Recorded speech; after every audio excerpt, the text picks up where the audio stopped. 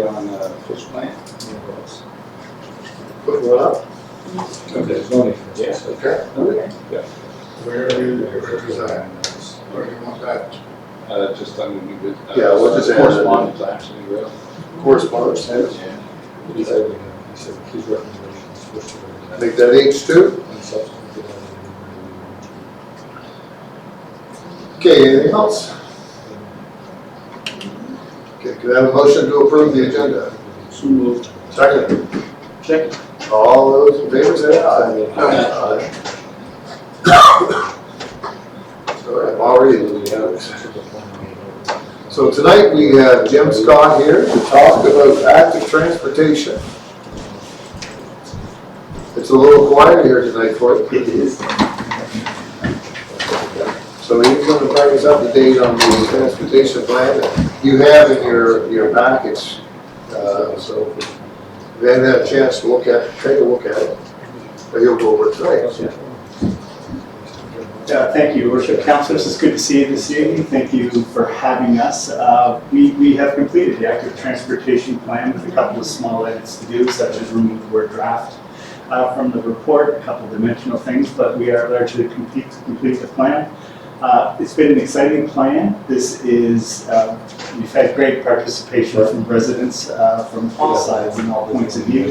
A lot of exciting ideas about where it is that we want to move and how we want to move there in the future in ways that are not just about the automobile. It's about moving around on your bicycles, walking, whether you require vehicles for assistance of some sort, and also things like future electric vehicles, e-scooters, e-bikes, that kind of thing.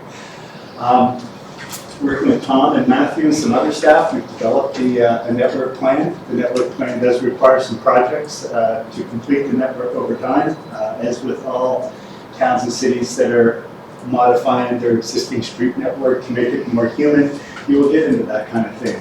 There's no large bills attached to this plan. It's meant to be as you renew projects over time or streets over time, you will look at the active transportation plan and make modifications relative to that should you choose to at that time. There are some wonderful trails here that I think everybody was absolutely stunned by. We have an engineer on our team from Calgary who was blown away with how beautiful the shoreline is here. And he kept trying to talk to people, saying, well, let's not move this beautiful. You're just used to seeing it every day. But absolutely gorgeous. He was blown away. He'd move here if you gave him a job. He'd move away from his $300,000 job in Calgary to come here to gorgeous stuff. For 21,000. For 21,000. Good person. So the active transportation plan. The notion of the plan is very simple. Is we are looking to ensure that the varied types of transportation throughout the town gets us to important addresses. So whether you are walking, whether you're biking, whether you are using a scooter, whether you're walking with a stroller, that we make sure that prime connections are made throughout the town. So whatever your mode of moving around ensures that we have connections to important places. I'm sorry, the screen's behind me, so I'm going to suck up for presenting this evening. So, and as I said, absolutely stunning environment that we live within here. The shoreline here is absolutely gorgeous, and there are some areas, of course, along the shoreline that need a little bit of attention to ensure that we sustain the assets that we're working on here. But there's real downtown and real working waterfront. Good schools here. Great connectivity to the schools with a little bit of adaptation to the street network that you have today. So stunning place and really a wonderful network piece to add to here will really humanize the environment to one more level. And I think residents were pretty crystal clear that where they want to go and how they want to get there in the future. We know we see a lot of walking now. We know a lot of people talking about wanting to use wheelchairs or other tools to move around some of the streets and finding the right connections for that. So we've developed a plan all around that idea is to make good connections to these areas. And our master plan was based on 5 actions to come up with the document we're going to use tonight. The first was having a very good look at your existing street network, your sidewalk network, your trail network to see how they perform today relative to speed and relative to multimodal use on the streets. Second, we went in to work with residents in the community to talk about what the connections are and where they want to go in the future. And it's important to note that not only did we work with several residents at community sessions, we also did a number of one-on-one, one-on-three, one-on-five sessions with people, sat down to really work in the complexity of the details of building the plan. We were able to come up with a vision with several concept projects required to complete our network plan, able to build a network from that, and we have a master plan that we have now. So we've got to that point. The consultation, we can say, was certainly fascinating here. It was an awful lot of fun. We had a lot of great residents, and in spite of a couple little hiccups in the plan, everybody really had a lot to bring to the plan. And even those that did present a hiccup really had something to contribute. So we worked very closely with residents to get a good plan. But we worked with students at the school to talk about the street network, where it is that they're going, where is it that they're not going that they really want to get to. We worked a lot with stakeholders, as I said, in one-on-one sessions or in groups. We worked with a community workshop that was interesting and a lot of fun. And we had a public open house down at Piggy Station, which I think most of you were down at. We had a shocking number of people show up to that. And it was, fortunately, someone said we were moving all the parking from downtown, which brought up more people. But that was great. More people showed up and it actually positively contributed to the session that we were having. Once we explained, it's not about removing parking. In some cases, in the downtown's actually about possibly increasing it in some places. So these were the groups that we worked with, and we came up with 4 big ideas that the master plan is built around. One is there are definitive character districts that we need to connect with an active transportation plan throughout the town. 2, downtown, although it wasn't a mandate of ours to deal with, we didn't get to walk away from it, and we do have ideas that we can feed forward to your downtown planning as we go forward. There are areas where asset ownership is going to be important to sustain, things like trails and some of your other active transportation network pieces. And the network itself was very clearly defined by residents as to where they want to go. So what I'll do is I'll spend about 5 minutes on each one of these, or a little bit less on each one of these quickly, and then open it up to discussion. These are the bones of the master plan. Quite fascinating. Character districts, and we can say for the first time doing the plan, there are very strong definitive character districts here in town. In fact, there's 4 that really came out when you're talking to residents. One, our downtown areas. I said this has a real working waterfront. It has a pretty powerful commercial area relative to the waterfront and relative to residents that live just in behind that. So it's an interesting sandwich between industrial, commercial, shoreline, and residential activity that creates an interface, which is very, very important. We know it was important because there was wording getting out in the community that we were going to change it, and everybody showed up to make sure, no, this is our place. You're not going to do that. Fair enough. The tourism district over by the Pines, where the old tourist bureaus, or the tourist bureaus, very, very important. There's a civic academic district, which is where your arena is. There's some parks, the splash pad, the skate park, and 2 schools. A very definitively important place for everybody to get to for one reason or another. And then a retail commercial district in and around where Warwick, in Victoria meet. So these are the prime addresses that we needed to connect in developing the active transportation plan. I'll get to the network piece in just a minute. As I said, downtown was not a mandate of ours, but we did look at the downtown relative to what people had talked about, and we had promised that we would provide 1 or 2 ideas that would feed through to Tom and his group when we're looking at the downtown in the future. We did talk a little bit about parking, talked about park space down in there, and are there options in the future to look at simplifying and modifying it a little bit so we begin to expand your downtown to be more inclusive of all uses. As with all maritime communities, we used to be all about the shoreline, then we took a step back. We were all about the edge of the shoreline, then we're all about the railway, and then commercial begins to bleed up into these commercial zones, which fortunately for us has left us with an absolutely wonderful little human scale downtown. There's no Walmarts down here. I live in Moncton. It's way out of whack in terms of what a downtown waterfront should be. We have a very beautiful little downtown area. So we did speak to residents about that. Those ideas are built into the plan and are left for you to look at. Asset ownership, and this speaks directly to investment and how we focus investment based on where it is that you own land. And one area that was talked about a fair bit was the shoreline on the railbed trail, extending south from downtown. Essential to look at that for two reasons. One, you have existing infrastructure in the ground that will be threatened over time as a very soft edge to that shoreline begins to erode and gets understoried and pulled out into the ocean. In addition to this, this is probably one of the two most beautiful pieces of trail in Atlantic Canada, the other one being here as well. But these are absolutely wonderful, a wonderful shoreline. And of course, for you to invest and to sustain that relative to how we propose in the master plan, you wouldn't want to own that asset, because then you just don't want to get into that investing in other people's land and then the back and forth of the administrative milieu of having to update that every time you do that. So that's something Tom and Matthew will look at.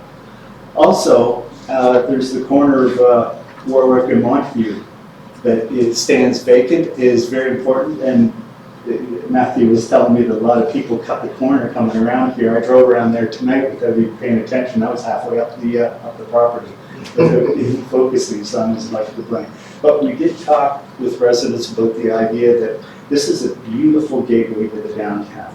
It's a really important address to the downtown. Should this be developed, given the probable nature of the ground underneath here, look at the idea of developing a gateway into the downtown that has something that really promotes the downtown. And the great thing about promoting downtown is you don't have to do anything anymore. If you create something that people want to get their photograph with, they'll do it all on their own. They'll take a selfie or an essay with some type of image or some type of brand of your downtown. It'll be around the world in 10 seconds.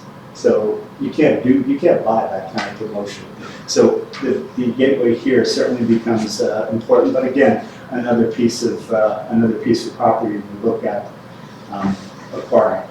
So the final piece here is the active transportation network itself. We started it very early, working with Matthew and other folks in the town. We were able to develop a concept for how we wanted to connect all these areas, these important districts in the town, and then we went through the process of identifying the tools that we could apply to those.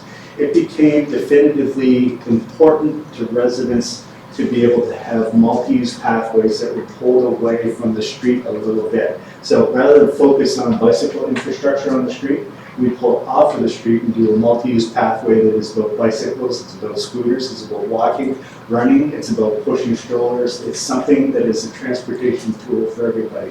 And in most cities we work in now, most towns we work in now, that's the type of tools that they're using rather than doing the on-street tools.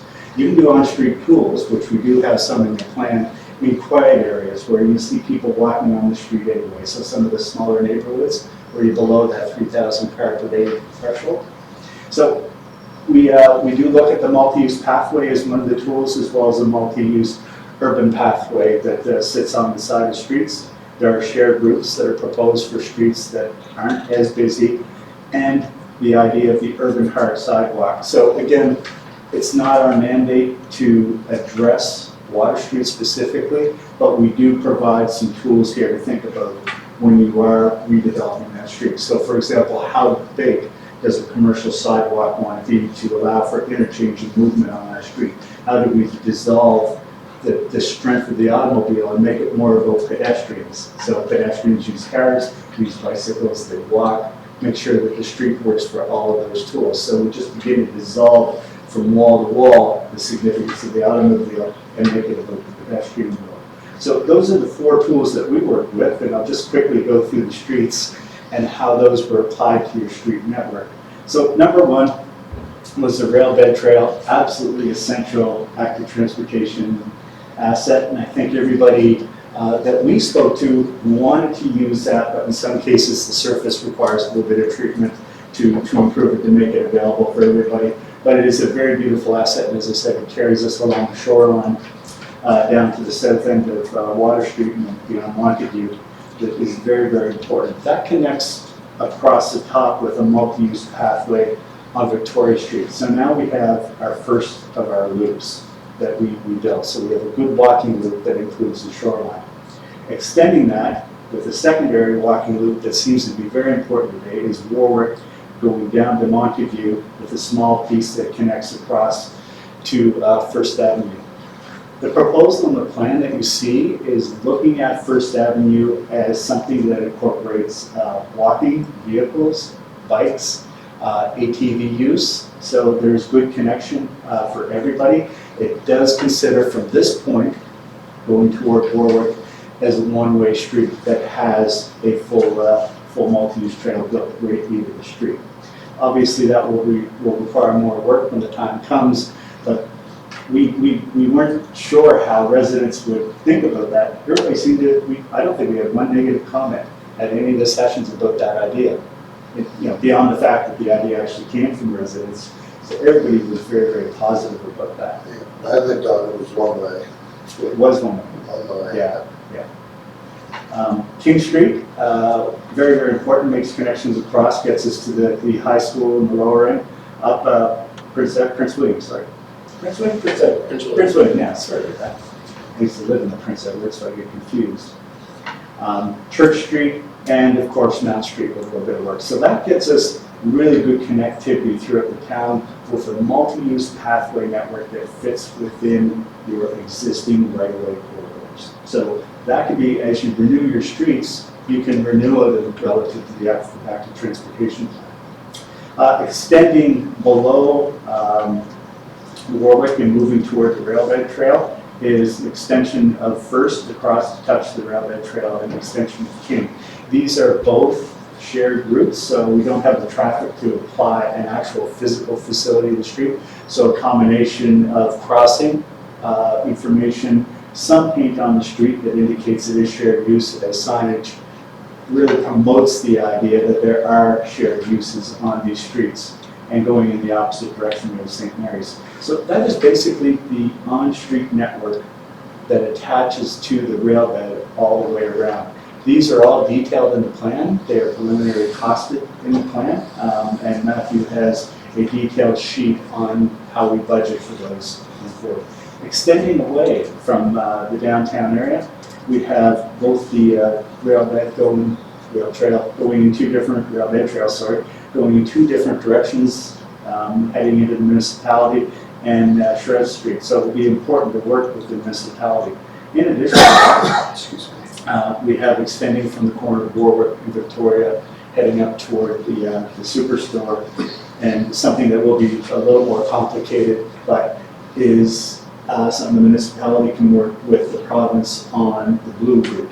So attaching the blue route through to this point and then pushing it across to the ferry. So that's something the province acknowledges it's missing. It needs that connection. So with that connection on the shore road to the ferry, then we can look at the idea of Racket and how we change Racket. So Racket is stunningly gorgeous, that edge. And we have proposed an extension of the edge of that street using some sort of decking system. In that first plan, people say, well, that's ridiculous, that's very, very expensive.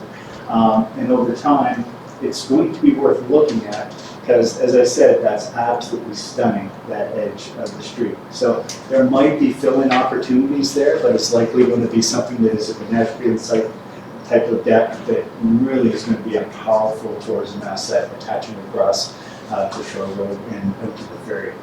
So that is the network pieces. And then just very quickly, there's a few different projects. I spoke briefly about the shoreline restoration area and that acquiring the land and beginning to look at that restoration. So at some point, it will have to be addressed with the existing infrastructure in the ground and the trail. It does move up. It accelerates the need to address that. The idea of the gateway at the corner of Warwick and Montague, and looking at that piece of land and finding ways to be part of that.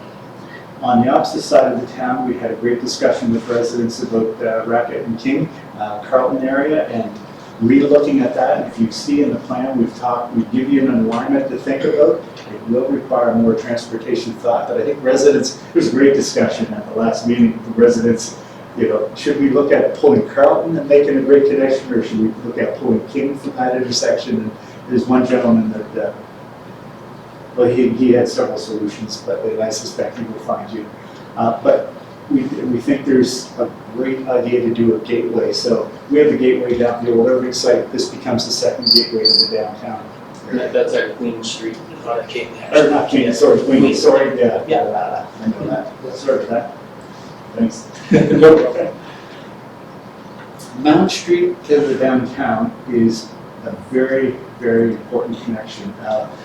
All of the kids we talked to at the school talked about how important it was to be able to get downtown from the school area for two reasons. One is access to the shoreline and being able to go down and hang around the shoreline from that whole upper area. And second, Carver's Pizza is essential to being able to get down to the pizza shop and getting pizza at lunchtime. So the notion is looking at the high school and the two active transportation pieces on Mount Street come to a point where there's a gap, obviously, right in through here.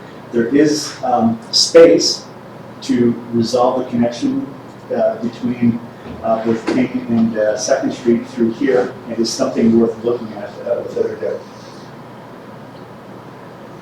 Up toward the corner of Warwick and Victoria, and I'm just going to pull up the aerial photo, is something our engineer looked at was when you come into town and head down toward Warwick, and come to that corner of Warwick and Victoria, is that it doesn't read correctly as Digby. It doesn't communicate Digby. In fact, signage tries to point you away from that intersection. But, you know, this beautiful downtown is just down over the hill, and the province wants us to avoid that and go over toward the ferry. Fair enough, that's transportation.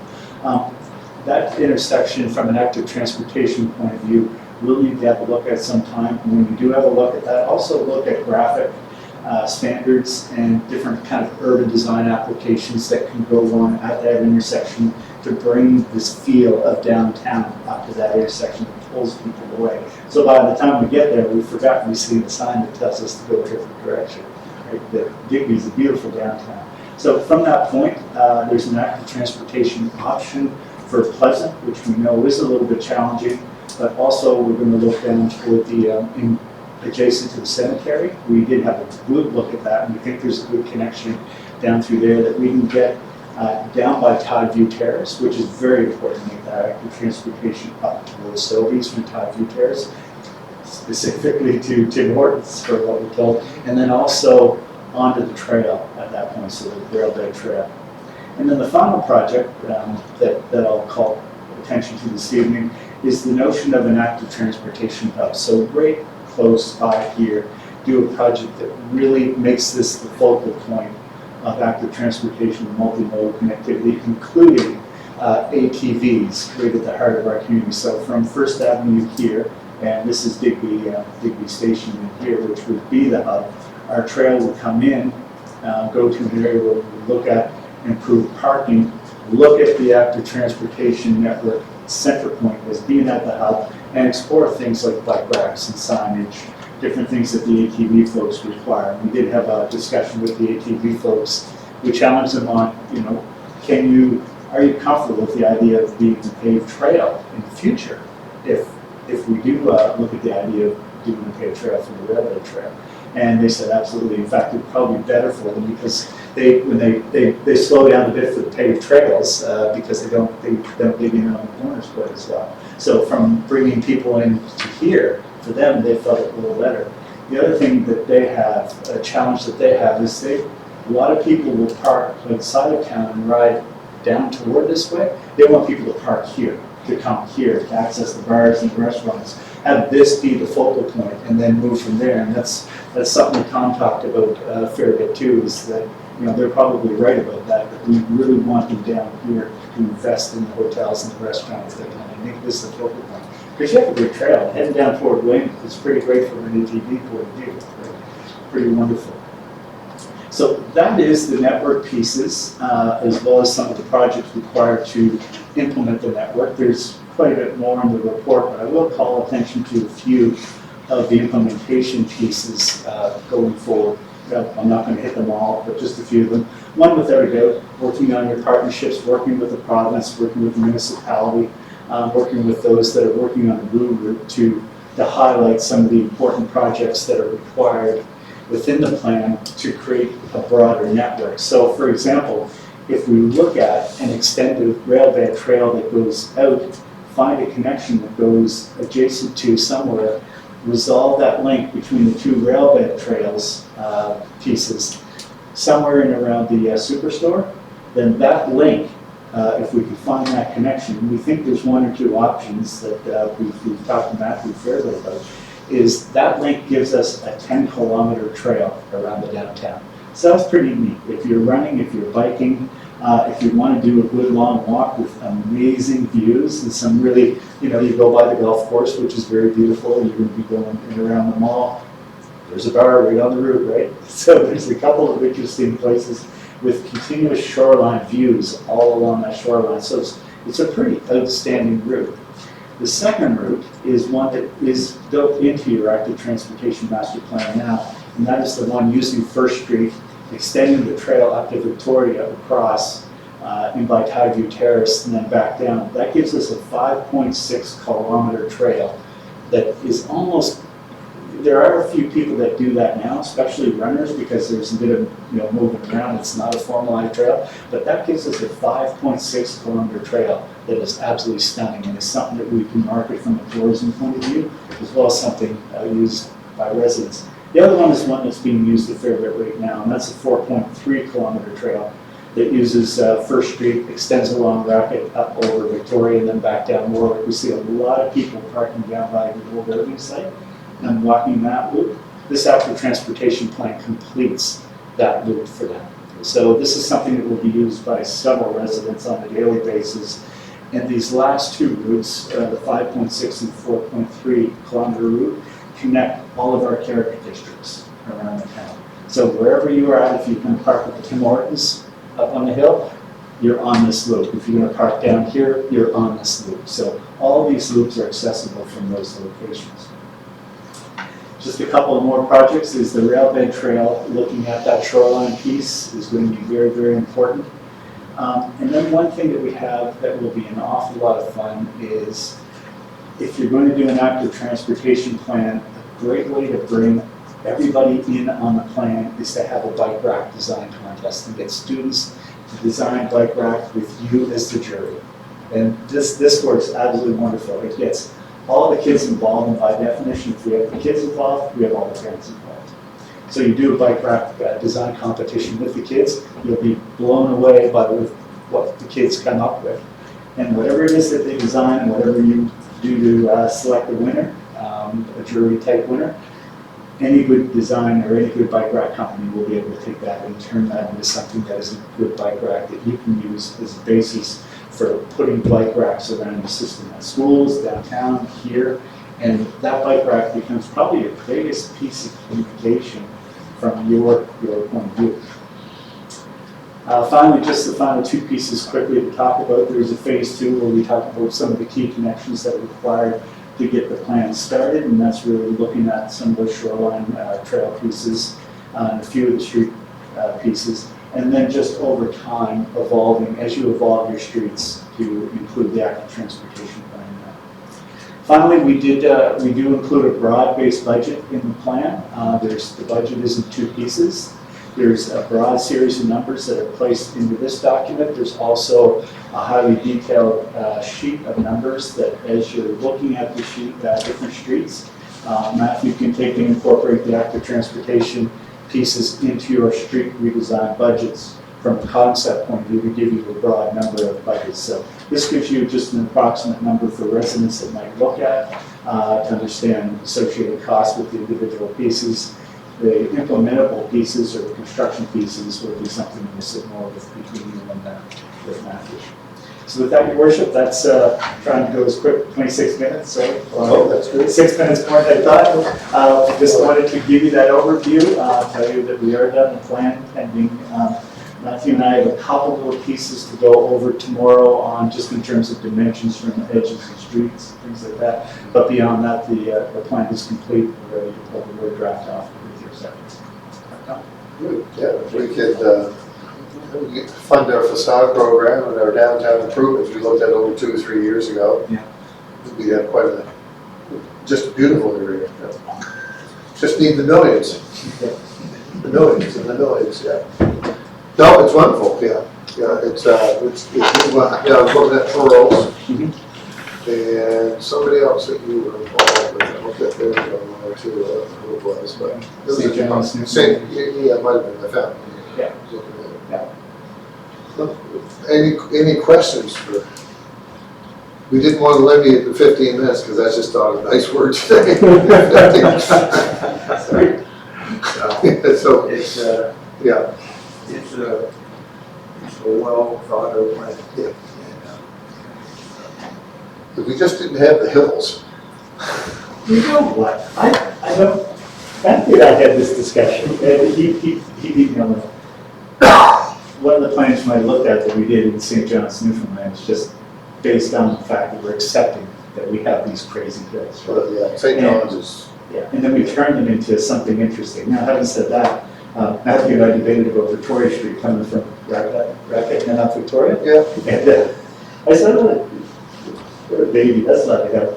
Until I actually went and biked up it one day, and I didn't notice the second part of the hill, which is, so you got a good hill there. We did align a bunch of our routes about the idea of coming down the hill. And you'll notice we actually put the trail on the side that is most about coming down like that. Although, you know, we see people pushing strollers like that people use it almost every day. Every day, Yeah. people do the loop every day. Yeah. One form or But I another. think celebrating the hill is Yeah, worth it. if you get to the top, you're good. It's nice to see a lot of your assets include some greenery, because we've lost so many trees in town. We really have to look at replacing them. I mean, and I know it's hard because it wreaks havoc with overhead power lines and underground resources, you know, but we really have to have some greenery somewhere. Now, down on the south end, that has to be addressed. I walk there sometimes, and it's, you're not far from the beach now with our trail, so. There was an interesting program next just on the weekend where they were talking about Armored Rock, and Armored Rock being almost the exact same as putting a set of cement steps in. Yeah. Because that water hits it and it rolls right up the steps and it's worse. Yeah. And the shame now is if you build a concrete sort of a wave crest in reverse, so that the wave rolls up on itself and comes back. This, what they're saying now is the future of what they want to use for buttons. Well, when you're a northeaster coming across the basin, well, that'd be quite a, you'd have to have that big. That's- We, Storm, it could be gone. we have a group of engineers from Halifax that will look at that and come up with a proposal that's in our plan here. Yeah, And they're, not to be threatening, I think their point is you're really almost a northeaster away from losing 5-10 years. oh, that, yeah. Not to- really. Better minimum But should that at least, works out. as they did over here, what we call the cannon banks, the bare minimum is just getting one row of rocks at the bottom to break it up a little bit, and that's what he did over here in the cannon banks. I don't think they thought it was, the same idea as what you're talking about, is a non-consistent heavy rock base, but only halfway up, and then, you know, we can plant out the top of that, so it's not this big thing. If we protect the base and we're able to dissipate what's happening at the base, then we don't have to worry so much about the top. So, But someone's tried to address that before out there. I don't know if it's residents, but there's some planting there that is not native planting, that someone's done along the top of that area. So, yeah, I think I know who that is. okay, someone's in there trying to, yeah, God love them, right? Yeah, trying to, so, you know. Comments or anything, folks? Bring your own Christmas trees and put them in place. That's why dump the Christmas trees over, yeah. Did we pay? Oh, I don't know, I don't do accounting. No, okay. I would hope not. No, and I would hope in as we move, like, we do, one of the streets we are addressing, which is part of that plan. The lower part of Mount Street, where the kids, when I was in high school, that's the hill I came down. Yeah. Yeah, that's just a natural flow, it's the closest one to the walk, okay? We just deforest that because they were camping in there. Yeah, kids from noon time, so. Matthew's aware, when we do these plans, you don't get to just give me a walk away. Every time you go Yeah. look at one of the streets, Matthew knows to just send us the layout of the street and we'll quickly apply the network as we think it is to that. And, It's key. Have we sent you the traffic plan we have for Victoria Street? Because I think it was after you started this, we had a traffic study done for Victoria, and they came back with some recommendations. And I think that it might affect a little bit of what was in. Yeah, Mike. No, I don't think it's been sent to you. Yeah. That was forwarded recently last week. So, yeah, short road sidewalk and traffic lights and crosswalks. Oh, okay, we did talk about that. We talked about it briefly, the fact that there could be 3 lanes on Victoria if the turning lanes were added. Yeah, no, I know, yeah. Yeah, Okay. that would be wonderful, especially along Short Road. It is wonderful. It's just beautiful there. Busy, all the time. Well, it's busy all the time, but there's room there to do No, something. I mean, with, like, people, a lot of folks. Oh, walking people walk there. there. Yeah, it's great. Even tonight, there's folks like, Yeah. what is it? Flat. It's flat, yeah. In the summertime, when people pull over, once in a while I'll stop, are you lost, or we're just taking in the view. It's marvelous. Well, I guess, so we're gonna have to look at this and prioritize this, what our steps would be. We're moving not too far into our budget process, so that's, Just an example, it's already informed the design engineers for Mount Street for next year. yes, I think it's already, next year. I guess that's this year, isn't it? This year, this year. Next fiscal. Fiscal year, this year, this calendar year, that Mount Street. So Regardless of how far you want to walk, you can find a loop, whether it's just down Water Street and back, Yeah. First Avenue or whatever, or you water up to Queen or whatever, or right up around, but just depends on how far you want to walk, or you're able to walk. I mean, you can find a loop here in town. And that's important, loop is important. Yeah.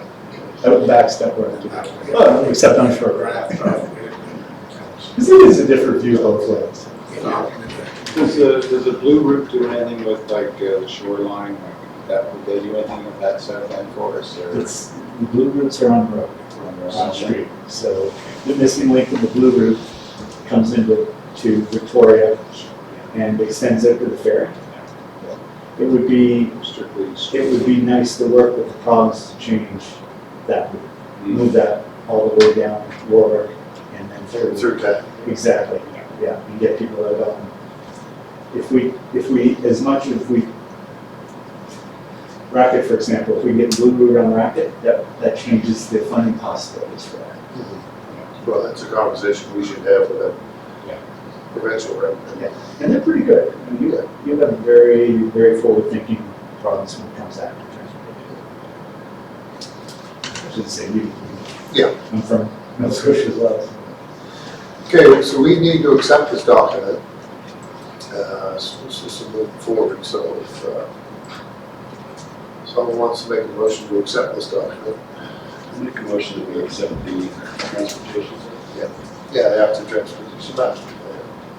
I'll second that. Any other discussion, although we had a good discussion, but Are we accepting this as a draft report, or is draft it? report. That's why I asked if we paid them or not. Partially. It's like, Yeah, it's like our financial statements, until they've been approved, they are only draft.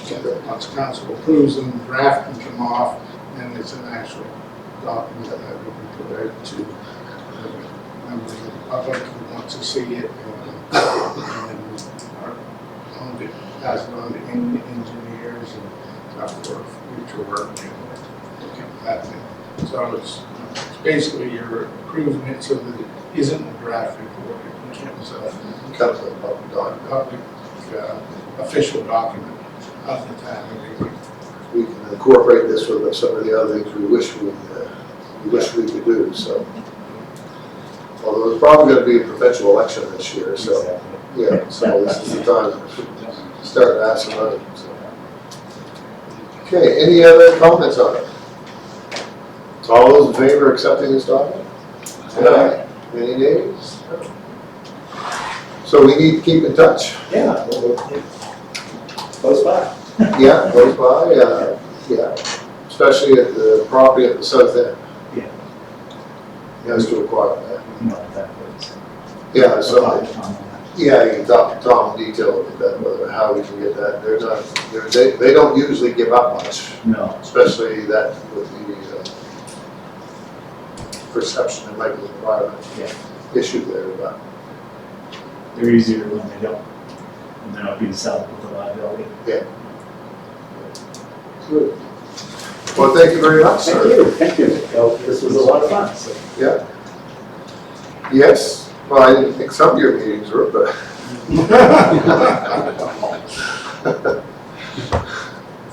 It's the first time I was accused of microchipping people.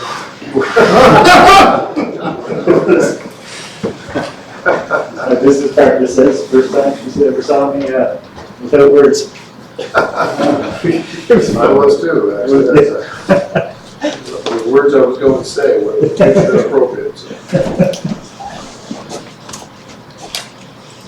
Okay, we'll move right along to the previous meetings of December the 2nd. Seems like that was a long time ago. Last year, yeah. Anybody had any errors or omissions? If done, can we have a motion to approve? So moved. Second, Second. any discussion on it? No, okay, all those in favor say aye. Aye. Any nays? Motion has been carried. Okay, business arising from the minutes, unfinished business is the second and final reading of the marketing and promotion levy bylaw tonight. Now, the reason why this is here again is the province changed their bylaw. So we need to make ours match the province. The province came up with a provincial illustration. We changed it from a dollar amount to a percentage amount, and then Tom did some wordsmithing. One of the key things there is for me, is taking, it had to be the mayor or the warden, rather than seeing 8 elected officials, so that is not just tied to 2 people sitting there as a rep. What were the other changes, Tom? The other thing was, the mandate of the levy was to promote tourism, which is the exact words that's in the legislation, provincial legislation. In fact, that's what they say the levy must only be used for, to promote tourism. It is broad, but we added to, basically before, to increase room nights.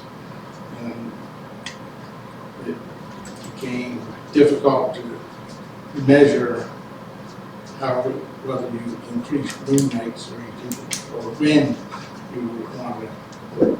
So we just followed it.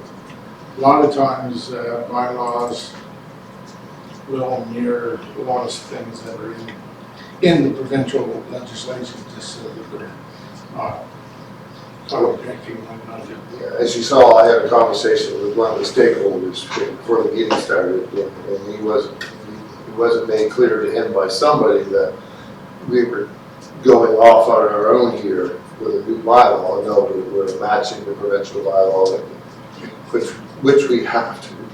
Which was not uncommon throughout the process. No, Misunderstood, yeah. I'm gonna go to the next data meeting because I get approached from different people from data with different ideas on what's going on. We're putting this in place for the industry. 2 or 3 years worth of work, and we just want to get it done and get the money out, get things going here, so. Yeah, I think that, and this is, there was a meeting held followed sort of an in-camera meeting that was held between two or three members of the levy committee and data executive. And so that meeting went fairly well, and we sort of agreed by both parties that, you know, that data would have to determine core funding, because we all realize that any organization does need some core funding for support for what staff that they do need in order to get some things done or other things. And that the levy could certainly support the core funding, but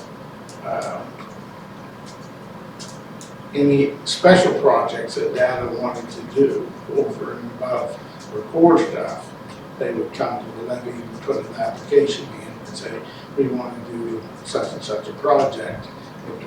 And if we have funds, if the levy has enough funds in the bank and it's passes the litmus test, so to speak, then, you know, we could fund special projects, which basically could open the door for other organizations to have to promote tourism. You know, that's going to be the key. You have to promote tourism, because if you promote tourism as a whole, then everybody should be to get a little piece of the pie, right? So, And it, with the money that the marketing committee just forwarded data, they got 50 cent dollars for the problem zone. So that's right away, that's a positive effect. I forget what it was, video, was it new videos? I forget what it was. Video advertising. Video advertising, something like that, so, and we also, both parties also realize that this is the first year and we can't jump up and run. We have to crawl before we can actually walk. And so we're going to make some mistakes, and from both sides, and we pretty much agreed at that point that we would be able to you know, keep working together and do our best not to alienate one another, and try to keep the lines of communication more open than in the past. So I think it was a good, positive meeting, and I think we'll, that moving forward,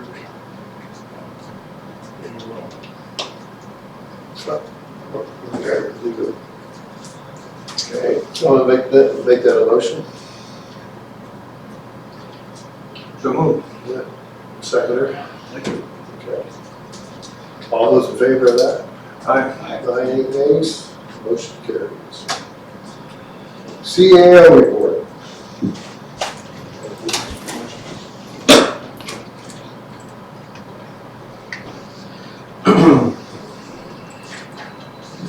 Okay. Not my report other than events, meetings. Yeah. Two other things, and taking on the shelter, that project is, what I understand, is moving forward. So, Is that the Catholic Church? that's the Catholic Church one, yeah. And call for applications for the Municipal Capital Growth Program. So an application has been submitted by staff under the MCGP for backup generators for the town hall. And I got 3, but I believe it's 4 wastewater. I think it's 5 generators in total, which are basically being budgeted for.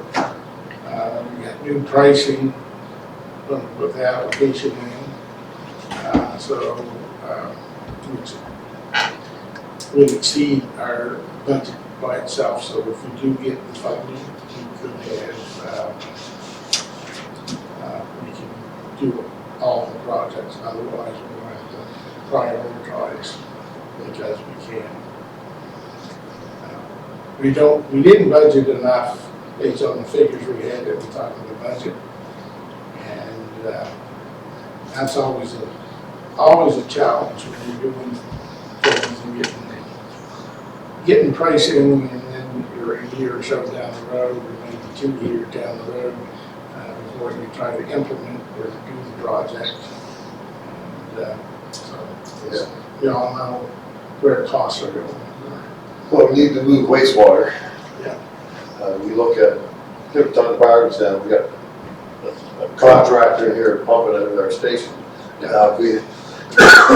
looked at what that's cost us over a number of years, and So they basically, once the generator is there and got a little bit of maintenance that we probably have to do to a generator, the only cost is going to be some diesel fuel, right? Which is better than what we are now. We're paying, I don't know what the cost is, but we're paying big bucks, and he can't, there's no guarantee that he can, they can keep every lift station going, right? that begs the question, do they have to be diesel, or can they be propane? Well, I guess- Propane doesn't go bad. No.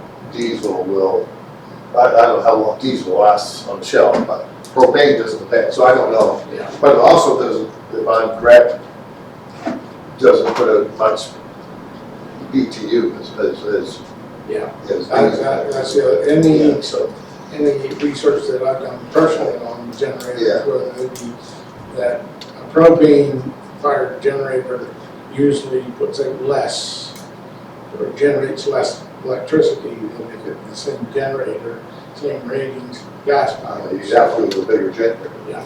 Yeah, it's just, As fuel prices grow, cost propane is nearly double. yeah. Oh, it's something that wouldn't be used, I say it wouldn't be used a lot, but power's going down a lot more and more all the So you time. get worse, Yeah. But something.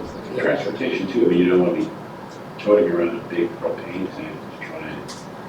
You would have to have those big tanks, So we would have, on site probably. yeah, what we would have as far as the diesel generators, because the ones that we do have now, they fill in from the trucks, right? The fuel trucks come and fuel arms, and they do their furnace oil or whatever, right? So it's not as, probably not going to ever get caught with the tanks down, I hope not, because we're not having fuel, but, you know, it is a concern, but you know, most everything, even the one that's going to be here, is, I think they're exercised daily.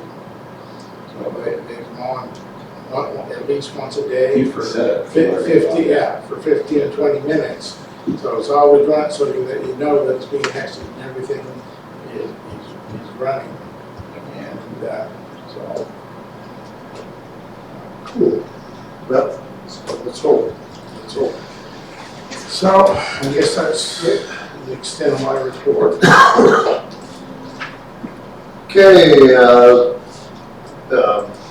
committee of the whole, we had some motions come forward from committee of the whole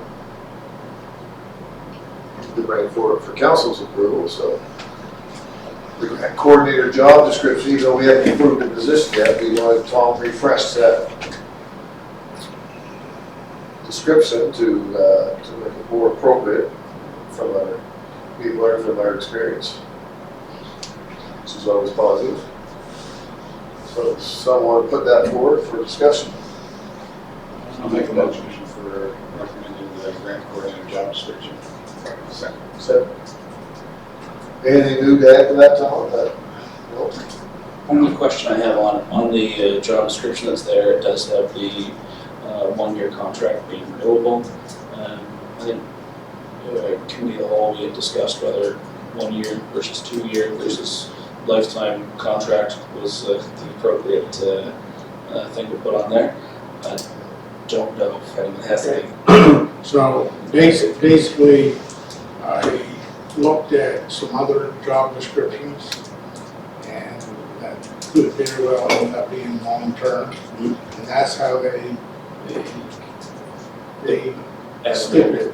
stipulated. It's full-time, permanent, initially 1-year contract, but it could be renewed, Okay. right?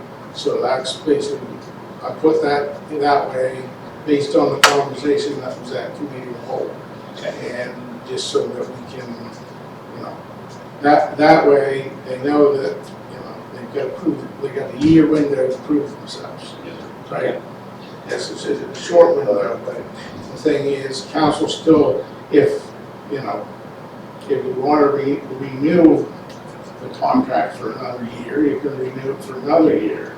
You know, if they're not right there. Yeah. And then if, you know, we are lucky enough to get somebody that's going to set the world on fire and want a lot of wonderful things for us, and basically it could become a full-time permanent full-time position. Yeah, so they go from contract to full-time, and then we still,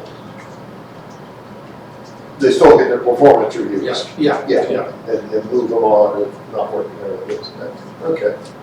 Yeah, the performance reviews will have to still continue, I think. Yes, that's definitely, Yeah, as well as everybody, yeah. you know. Because, yeah, you say lifetimes, oh, I'm here forever now, I don't have to do a thing. Well, yes, you do, yeah, good reviews. Yeah. That's what it took at Leslie's. You know, we After have you go. reviews back in the Okay, last come in one evening, you just said it to you, I quit sign over top of the president's chair. Oh, I would have expected like a cardboard cutout with her fingers up. And All those in favor of that new job description? Aye. Ayes, none. Use of Digby Station policy, I see that on Facebook yesterday. Can I just Yeah, it's okay. back up for a second before we leave that? 1001? So, now that so what does that mean? Does that Well, mean that you guys are ready to fund it? Because I'm not gonna advertise it in a position that is not going to be funded. So we have money left over, You have some left over. so is it a third of what it would cost? I didn't check to find out how much was. We're gonna have to fund it. Yes. If we want it, we have to fund it. But if it works out the way we want it to, it would pay for itself. Yep, that's right. That was the idea Yeah. initially, that they would generate money by grants and stuff that would save us money. And the grants are coming up, that season's coming up in 2 or 3 months. Well, the thing is that, you know. grants are coming up now. Yeah. Some new programs out now. And they're just coming out fast and furious. The worst part of it is that none of our existing staff can focus on grants long enough to figure out, okay, is this gonna be a flash and pan grant, or is this gonna be something that's gonna be an annual grant or biannually, or whatever the case may be? And if we can pass this year because we haven't got anything, then we can work on a project to apply for the next time. But it takes a lot of time to know what these grants are. And it's doubly dangerous this year because of the election issue. The government's gonna start putting those big things out to try and win voters, and if you're not ready, Yeah. it's no cash buy. Go ahead and egg it then. That may take 3 months anyway, so you might as well start it. Huh? So you might as well start the ball rolling, because it could take 3 or 4 months to get something, right? Let's get the budget, we don't have any money. How hard work with the budget, you know? Well, we got some. We have some. We have some. Yeah. Doesn't mean we I have. mean, if some If of you want the, to, if you want. some of the service exchange things go in, there's Yeah. gonna be, you know, we're not gonna be flush with cash, I'm not saying that. No, I looked at those numbers too, so that My was. point was just, we have, if someone became available tomorrow, in 2 weeks, we'll hire them. We have enough money to pay for them until he does the budget. Yes, well, thank you. If you want, make a motion for it, that Tom said, right? I think we started advertising. Put it in. Sounds awesome. Second? We have 2 seconders, so sounds like it's gonna go through, Pete. Any further discussion? None, all those in favor say aye. Aye. None. Okay. And the Town of Digby building bylaw, now that was being Can we go refreshed. back to use of DVD? Oh, Digby Station, oh, yeah. Yeah. Well, I see people on Facebook saying what it should be used for, so. They were. I'll make a motion, the use of Digby school policy go to council. School? Excuse me, station. The use of Digby station policy go to council. I'll second it. Use the internet comment section. Just leave it with it. No, I have some train stuff, so you want that on the walls down there? I got a railway crossing sign, I got a railway crossing I light, don't want to steal it. well, you mount it to the wall. Yeah. Inside. I'm trying to. We don't still find out it's No, you put it inside. Inside, not. Oh, yeah, no, I have. They'll still find a way. Because I. I mean, you know, that would be kind of neat, it's supposed to be a replica, if we have some stuff to be able to. Well, see what I got there, as the railway was closing down, I collected some stuff. Well, you could even make replicas of it, really. You I don't had have to stuff have too, the but I'm actual. not able to download it. No, this is train stuff, railway crossing signs, I even have the sign, which I wouldn't give, but I would loan the last train schedules off the side of the building down there. And that's in my basement. Yeah, Should be- I mean, there is some things, Duplicate that. something like that that's got, that I you mean, really want to keep, you could replicate. That's what I'm Yeah. saying, it should be replicated. You could replicate that, and then you'd still have your, Well, some I want to get rid of, I'm trying to clean up, I'll see what I got. yeah, well, It looks like I'm it'll be just okay saying, there. Actually, one of the next little sheds is one of the ones that was down by Queen Street. Oh, Always put their little putt putts in. Yeah, Yeah. he got that, I must ask what he's got there. He used to have one of the putt putts too, but I don't know if he still has it. I think that, well, actually, there's a piece of equipment in the bushes there. But anyway, I'll see what I got and show it to you, if you think you can mount it on the wall inside, because it is the train stations, yeah. the train station. Replica train stations, yeah. You know, we dress it up as such, just, Yeah. it's good conversation piece for people being there. You have just one wall, you could do a nice accent Yeah, wall. to max that. You could have the railway line on there and photograph it, it could be nice, like you The see all mural. same idea that you had about the tourist bureau with the murals in the window. Yeah. It would be neat to actually put the picture in the window of how that station looked. You know, if you were looking at it back. Oh, there's lots of pictures, yeah. Yeah. Okay, well, we'll work on that, I'll see what I got. Peter, you can design that with all the photos. You could have the picture of the dayliner coming for the last time. I have a videotape of it coming in the last time. I think there's one on YouTube. Yeah. Yeah, I has a penny that it ran over the last time. I have one, but anyway, I have a videotape of it coming down at night, down through here, and people waving. Okay, did we pass that motion? Yeah. Did we listen? Yes. Yeah, okay. First reading of the Town of Digby building bylaw. If I recall, you were refreshing the bylaw, Tom? Yeah, basically, this bylaw, we had an existing building bylaw, but ours was very short and very vague. Yeah. And so, in talking with the building department and building inspectors,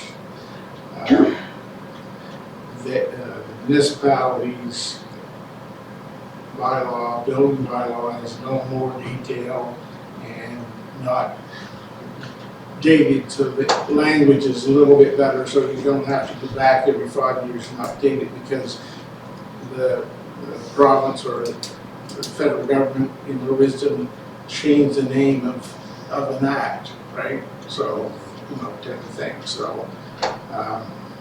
And also, so they're basically mirrored. So it would be easier for them for as inspectors to administer, because, right now they say, well, if they follow, which it wasn't a bad thing that they were following their bylaw when they were dealing with town, because it's not a bad thing. The only thing is, if they got contested and went to court, they would ask for our bylaw, the court would ask for our bylaw, and says, well, where does it say that you need that? Right? We didn't have things in our bylaw about occupancy permits and different issues, so now we're going to be more in line, and so that was the reason for it. Do we ever put things in, like if we don't speak to something, to defer to the provincial law or the federal law? Or Yeah, I think that's how,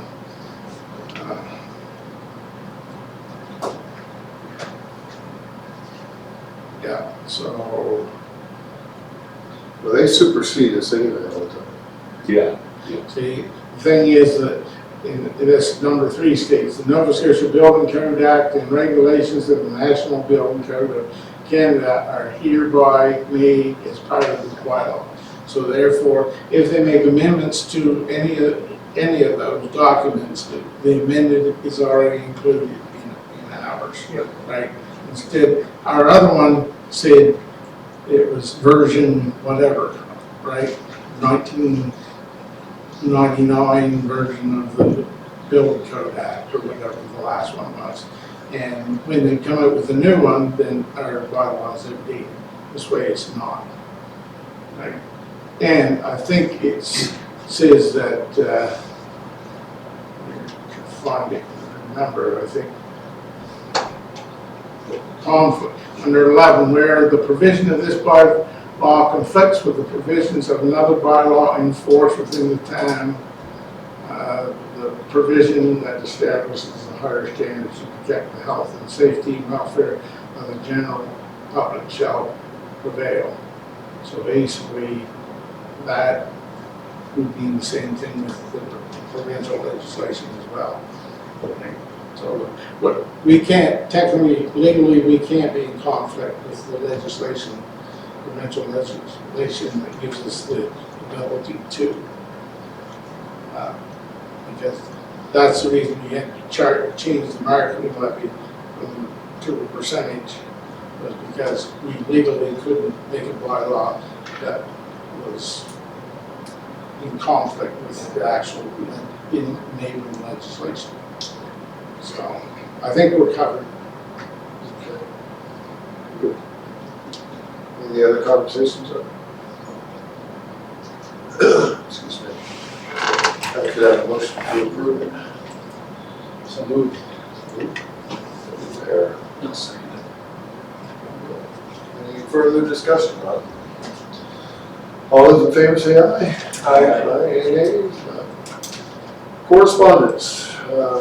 I threw in communities in bloom. I get this every year. We never really, I don't recall ever doing any work. Put it there tonight to look at. Maybe we can talk about it in committee of the whole, whether we want to plant a bunch of things. I see the colors orange. This year they have a color thing. Maybe we can plant 1 million orange tulips somewhere, or design a garden, or if staff is interested, or we're interested in doing something. Well, we do. Yarmouth, well, Not do actually, enough. no, we don't, but this may be just a small project. Yarmouth won this last year. Yes. Yeah, but I don't know where it was. I must find out where it was. They did something, some project, they won community blooms for the province or national, I'm not sure. And it's not, doesn't take a lot of money to do what we're. No, they're not talking about 2 acres of crap. Why don't we look at doing all of our road center boxes that we do for flowers? So down on, I don't know if it's Water or Keyword, wherever it starts, so that down past the, or near the post office and then right over here in the middle. And just do the ones that run through the center roadways as, To match their, Yeah. now they have the perimeter plants down there, but you could still insert things. So yeah, let's talk, let me involve, let's see. Yeah, let's It's do probably, to be truthful, it's not gonna be too much longer. You probably have to order what we want for spring because the nurseries will soon be starting. Yeah, so we're only, well, it could be over, we're only 2 weeks away, so. Yeah. So we talked about it. Read up on this and see if we can do something. Darren, if you want to go for special mention in the Main streetscape. Yeah, okay, so our streetscape program included a lot of native stuff, so that's probably acceptable, anything that, yeah, perfect. Okay. You concerned about your fish plant, Mike? Yeah, I got an email from a resident on the 29th, and my computer was on airplane mode for the last 3 days till I figured out what was wrong with it. So anyway, got out actually today when I got off airplane mode. Sergeant Blade. Yeah, concerned about the fish plant across from Marina O'Neill's. It says notice has been on the door for 11 months now, and no action taken.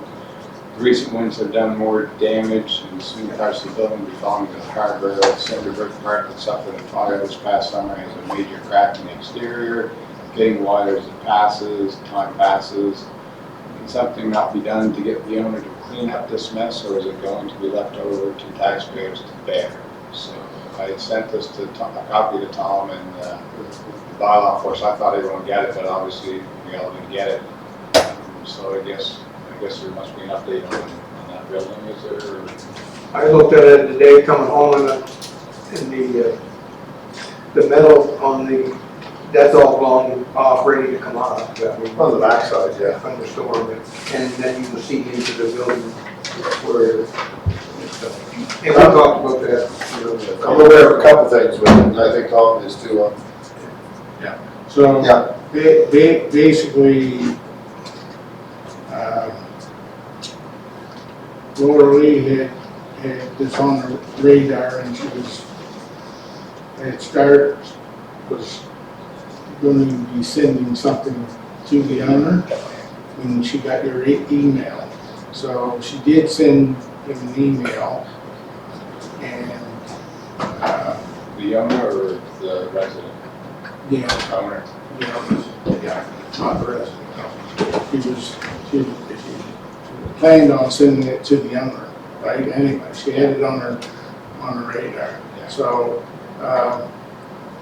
so the response that she got back, she did get her response back, email. This is on land, and it says, we've been trying to get them torn down after the investigation of the fire at the Mariners location was resolved. We've had a contractor on site a few times and disconnected power, internet, phone as per instructions. The contractor has been busy with other work that took priority, and we haven't been able to get a firm tear down date from her. We had asked for it to be done before the winter. I'll try and get a further update. So there is some movement. They have hired a contractor to take boat build. My understanding is boat build. Yes, Yeah. So, and I was told the contractor, but I'm not going to share with you. Yeah. I was told who it was before Chris at the contractor. They have cleaned up a little bit around there, but not. And she did stress in her letter about the, or I was talking to her this afternoon. She did stress about the metal. That was a liability for, it's a public safety liability issue. And that if it wasn't gonna be torn down, Be secure. it needs to be secured. And basically, you get, I'm sure you get some maintenance But if he doesn't, you can get some of his workers to go and just peel that off and take it off and, just let it because that, to me, I'm scared that that's gonna take flight someday. And, at the very least, it's gonna cause property damage. But the very worst could be that you cut somebody in half or whatever, right, walking down the street. That piece did come off and ended in the street. Yeah. A year ago. Yeah, so wrapped itself around the pole on the street. Because that stuff, anybody that ever picked up a piece of that stuff or worked with that piece of stuff, that metal roofing, those have sharp ideas. Right, doesn't take much. You've got a gash in your hand or whatever, so. And you take some force coming or even spinning, if you take somebody's fitbit off. Unfortunately. It's, the potential for that property for development, just love to have that. I've talked to them about it a number of times. So, On the water. if you want to reach out and say there is, we know that there's been a contractor engaged, we haven't got a final date. Okay, so that would be that. And that's, And, Laura Lee will keep on to find out. Right, she will. She's, and that is 6 figures times 2 plus. That's a big project, tear that all down. I saw an excavator down there probably a month ago, and I said, well, maybe they're ready to tear it down, and it was gone. Yeah, I think it's over on It must be quite complicated to bring it that close to the shoreline too. You can't just tear that down willy-nilly. no, you can't disturb the shoreline. Yeah, and the proper permits that you got, they got. Yeah. environmental fisheries and, Fisheries and stuff, I'm sure there is. Yeah. So it's not, it isn't like, it isn't like building on dry land. Yeah. It's basically like, condominiums, kiosks, all along there. Anyway, It's going to be another pretty look. it's got many Birdie Wharf, many Cowles Bay and Dartmouth, yeah. Anyway, I talked to him about that. That's the last thing on the agenda. Isn't that King's Landing in Dartmouth? Let's go. Well, this is Cowles Bay, but there is Kings Landing here. Not quite to that degree, so, Game of Thrones. yeah. No. And with this active transportation plan, if we could find the funding for a streetscape and facade program, we'd have one of the most beautiful downtowns in the province. Well, we do. We do. Just get fresh it up. Okay, get a motion to adjourn then. So move. Second. Second. You're all in favor?